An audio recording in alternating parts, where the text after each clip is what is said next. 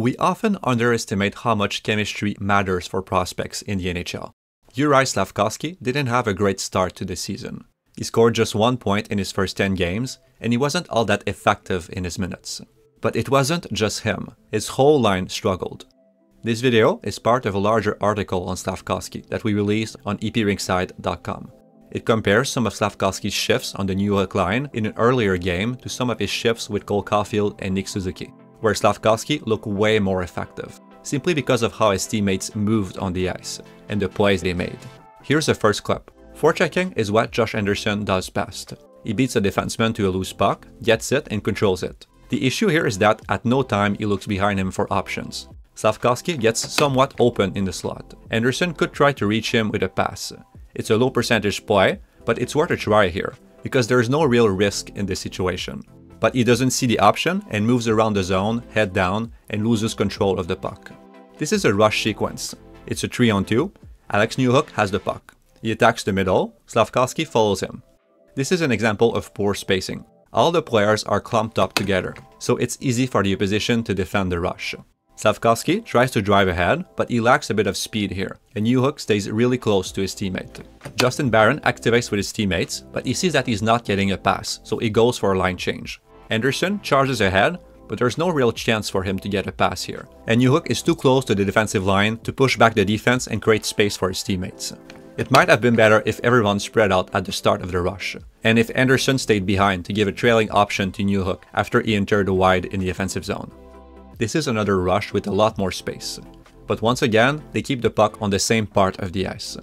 Anderson and Slafkovsky play 3 against 2 here, while there's an open man on the wing. To reach him, Anderson had to make a riskier backhand pass in the neutral zone, or he could have got across, countered to the feet of the defender, and taken advantage of the space.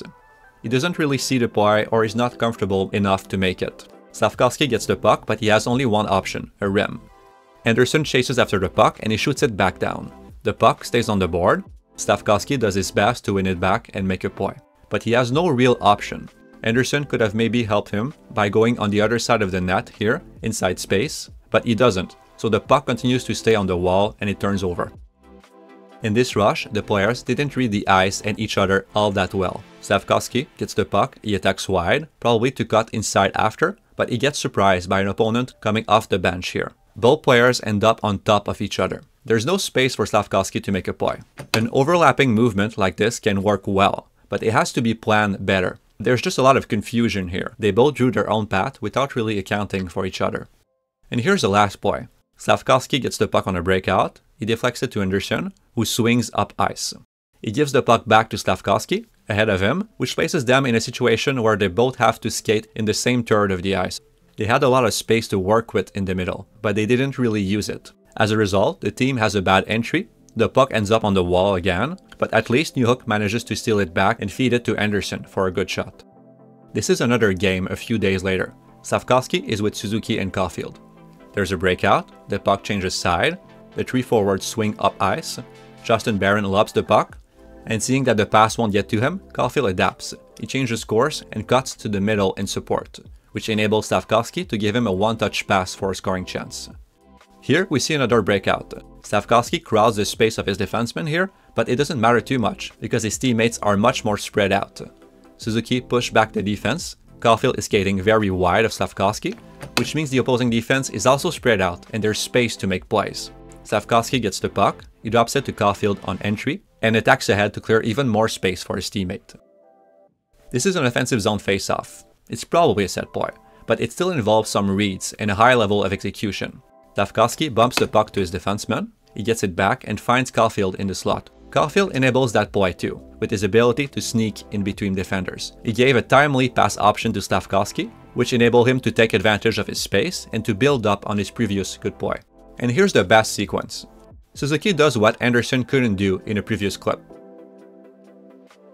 He puts on the brake and moves the puck inside space across the ice here.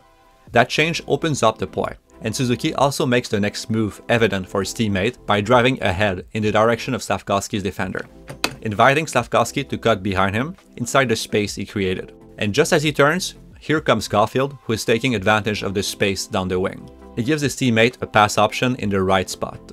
He's a bit too fast and the puck is slightly off target, but it doesn't matter because Caulfield has the skill to make something out of it anyway.